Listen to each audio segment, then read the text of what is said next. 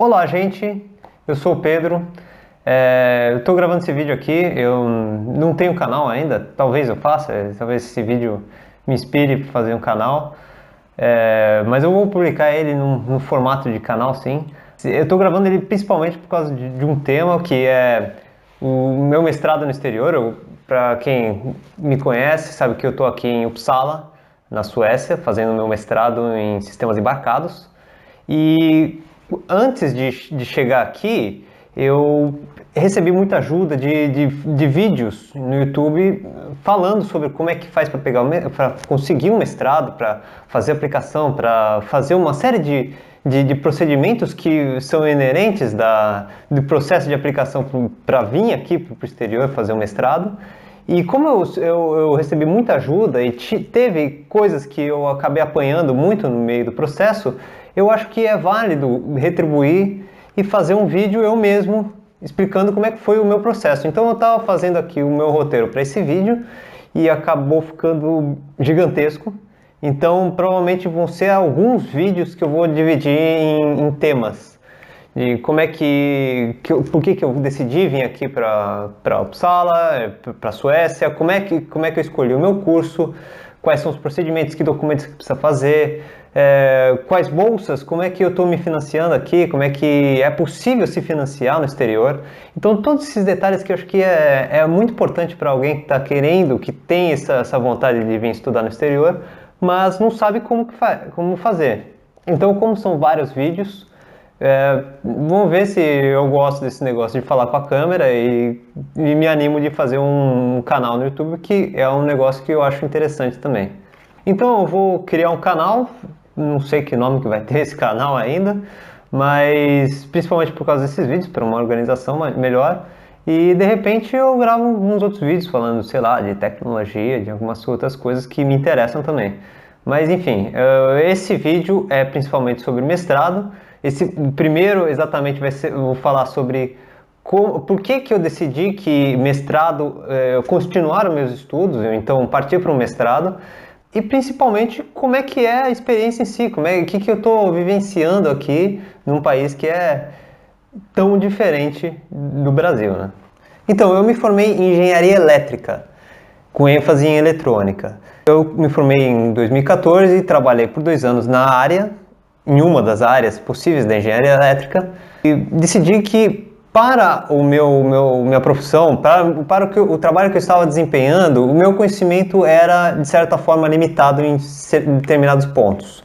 Porque engenharia elétrica, ela é uma área, por si só, muito abrangente. A própria engenharia é extremamente abrangente. Então, você tem engenharia elétrica, química, mecânica, civil, têxtil, produção, uma série de modalidades de engenharia que já torna a engenharia em si ampla. Mas dentro da engenharia elétrica também existe uma amplitude, uma gama de áreas que você pode atuar muito grande. Então dentro de engenharia elétrica você pode fazer telecomunicações, eletrônica, microeletrônica, biomédica, conversão de energia, eletrotécnica. Então tem diversas áreas que o engenheiro eletricista consegue trabalhar depois de formado em engenharia elétrica.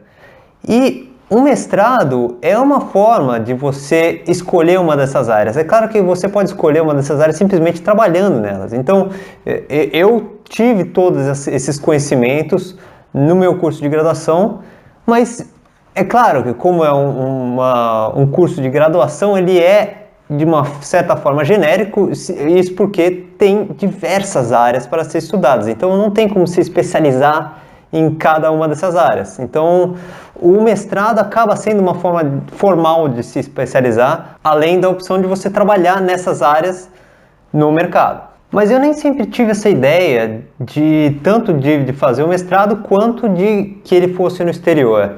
No começo da minha graduação eu achava que a graduação em si, a faculdade em si ia dar 100% do conhecimento que eu precisava para atuar na minha área como engenheiro.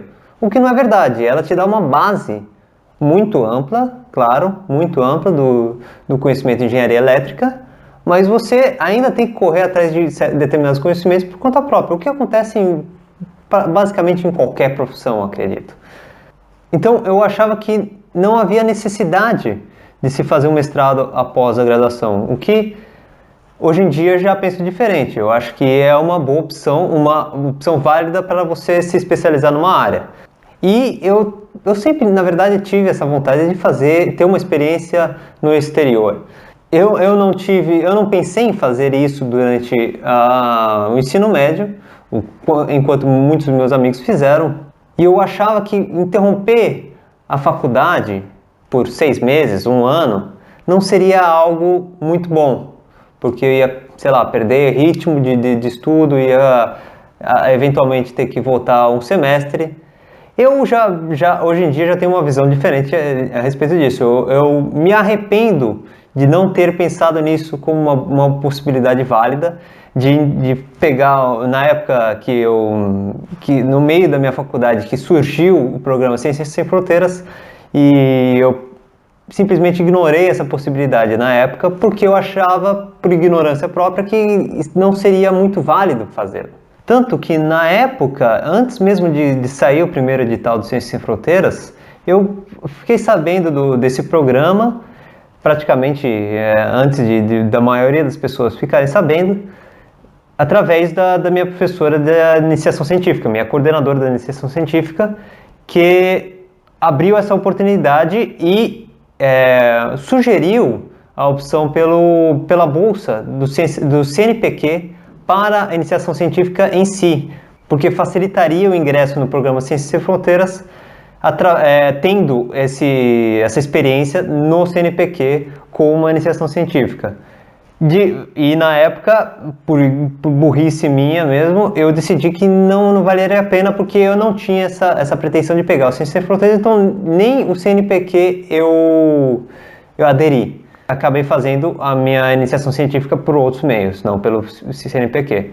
O que também não foi muito bom, porque CNPq é muito mais bem visto no exterior do que o programa que eu fiz, que era um programa da minha faculdade na época. Hoje em dia eu me arrependo muito de não ter aderido tanto ao CNPq quanto ao Ciências Sem Fronteiras. Para quem não sabe, o Ciências Sem Fronteiras era um dos maiores programas de bolsas de estudos do mundo, sem dúvida. Eu lembro que na época que eu estava procurando mestrado, você entrava em qualquer site de qualquer faculdade no mundo e ia ter lá Ciências Sem Fronteiras. Além disso, era muito fácil de você conseguir uma bolsa, tendo um bom desempenho acadêmico, é claro, e a facilidade em si da bolsa era muito interessante, porque não só pagava a faculdade, como pagava uma série de outros custos que você tem, custo de vida. Eu não sei se pagava passagem aérea, mas provavelmente pagava, mas eu não lembro direito quais eram as coisas que incluíam. E você podia ficar numa faculdade no exterior por 6 meses, eu acho, 1 ano, custeado pelo governo. Então, isso daí, do ponto de vista do estudante, era excelente, excelente. E na época eu, de certa forma, desprezei. Eu pensava muito mais num mestrado no exterior do que fazer um intercâmbio na época. Mas agora que eu expliquei por que mestrado, por que fazer um mestrado é interessante, vem a pergunta: por que no exterior? Qual que é a vantagem de você fazer um mestrado no exterior? E muita gente pensa na qualidade do ensino das universidades do exterior, que sim, de certa forma é verdade, você tem a possibilidade de estudar nas melhores universidades do mundo, mas eu não acho isso eu não via nisso uma das principais características de ser no exterior. E sim, a experiência que você tem estudando e podendo ver a sua profissão, como é que é a atividade acadêmica da sua profissão, de um ponto de vista diferente, porque inevitavelmente você está na sua faculdade, no seu país, sempre da mesma forma, trabalhando da mesma forma, você acaba ficando meio que bitolado. Então você tendo uma experiência em um país diferente, com pessoas de diferentes países, você acaba vendo como é que se atua na sua profissão em outras partes do mundo. E dependendo da faculdade que você escolher, no país que você escolher, você tem contato com gente do mundo inteiro. E eu posso falar por Uppsala, que realmente tem gente do mundo inteiro aqui. Eu fiz uma conta rápida aqui e eu conheci gente de mais de 40 nacionalidades diferentes. Isso daí é muita coisa. Eu vou até falar aqui quais são as nacionalidades. Colômbia, Peru, Bolívia, Honduras, El Salvador, México, Estados Unidos, Canadá, África do Sul, Marrocos, Argélia, Egito, Benin, Portugal, Espanha, França, Itália, Suíça, Reino Unido, Holanda, Grécia, Alemanha, Suécia, Noruega, Estônia, Iraque, Síria, Irã, Paquistão, Índia, Nepal, Chipre, Cazaquistão, China, Vietnã, Coreia do Sul, Japão, Indonésia, Singapura, Austrália e Nova Zelândia. Ufa! É gente pra caramba, é gente do mundo inteiro. E o convívio com pessoas de diferentes partes do mundo, das mais distintas culturas, é um negócio impressionante. Às vezes é um choque de relacionamentos muito interessante e é uma experiência realmente única. Para quem me conhece sabe que eu não sou uma pessoa bitolada, que eu procuro saber sobre as coisas do mundo, sobre outras culturas, mas teve coisas realmente que me surpreenderam com relação à minha própria ignorância sobre determinadas populações do mundo. Mas foi chocante para mim saber que existiam realidades tão diferentes da minha e o quão pouco eu sabia sobre essas pessoas com quem eu convivo atualmente. Vou dar alguns exemplos aqui. Eu conheci um rapaz do Benin e eu não fazia a menor ideia de onde fica esse país. Aposto que muita gente aí não sabe onde fica o Benin. O Benin é um país na África, disso eu já desconfiava, e faz fronteira com a Nigéria, com o Níger, no noroeste da África. Descobri que o Chipre, que é um país na Europa, não fica onde eu achava que ficava, aliás, fica bem longe de onde eu achava, e que faz fronteira com a Turquia, fronteira terrestre. Descobri que em Singapura as pessoas falam inglês, mas aí você pode falar, mas tem diversas ex-colônias europeias na Ásia que tem como língua oficial as línguas das suas ex-colônias na Europa. Mas vai para Hong Kong e vê se as pessoas falam inglês no dia a dia lá. Vai para Macau, as pessoas falam chinês, falam outras línguas dos locais. E Singapura realmente, as pessoas só falam inglês. Eu tenho diversos amigos de Singapura aqui que eles só falam inglês, não falam outra língua. Descobri que existe muito mais gente morando no Paquistão do que eu imaginava. E em Karachi, que é a maior cidade do Paquistão, cidade que eu tenho um amigo que é de lá, existem 23 milhões de pessoas morando nessa cidade.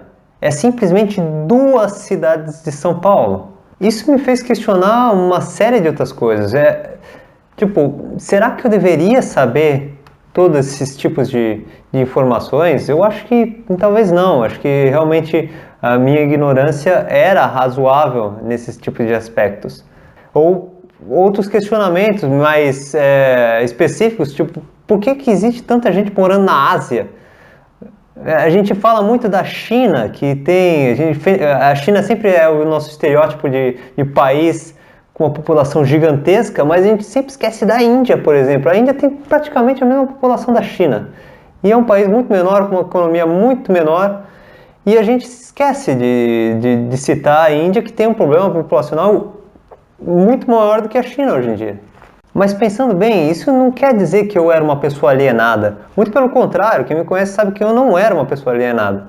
Mas o contato direto com pessoas desses mais diversos países que me fez saber que determinadas coisas acontecem no mundo, que determinados países existem, por exemplo. Eu tenho amigos paquistaneses, indianos, egípcios. Eu fiquei horas conversando com um amigo egípcio meu, falando sobre a Primavera Árabe, como é que foi, como é que a vida é lá. A gente reclama da nossa política no Brasil, mas no Egito, vou te falar um negócio, eu me impressionei bastante. Eu sabia da Primavera Árabe, das coisas que estão acontecendo lá, que é uma bagunça política, mas você não sabe os detalhes, como é que era a vida lá. Esse meu amigo aí, na época da Primavera Árabe, decidiu abrir um partido político. Então, você tem uma perspectiva muito diferente quando você fala, quando você tem um amigo que é daquele país, daquela realidade. É diferente de você ver uma notícia no jornal. Então, resumindo, você pode fazer um mestrado de extrema qualidade técnica no Brasil, com uma vivência na sua área, assim, excelente, mas o Brasil não tem essa cultura internacional. Você não acha tantos estrangeiros em nenhuma faculdade do Brasil. Não existe esses polos internacionais. Então, esse foi um dos principais motivos que eu decidi que o mestrado no exterior era a melhor opção para mim. E hoje em dia eu estou 100% seguro de que isso foi uma decisão muito acertada. Então, para esse vídeo não ficar muito longo, eu vou deixar alguns outros detalhes sobre o mestrado em si para frente. E no próximo vídeo eu vou falar por que eu decidi fazer um mestrado na Europa e não, sei lá, nos Estados Unidos, na Austrália, sei lá, na África do Sul, em qualquer outro país. E por que eu escolhi a Suécia, por exemplo. Esses fatores, às vezes existem uma certa paixão, eu sempre sonhei em fazer o mestrado ou um curso nos Estados Unidos, mas às vezes não é viável ou não é exatamente aquilo que você pensa que é. Então, vou explicar como é que eu escolhi a Europa para fazer o meu mestrado. Então, é isso aí que eu queria falar nesse vídeo. E falou! Até mais! Até logo. Preciso bolar uma finalização para o vídeo.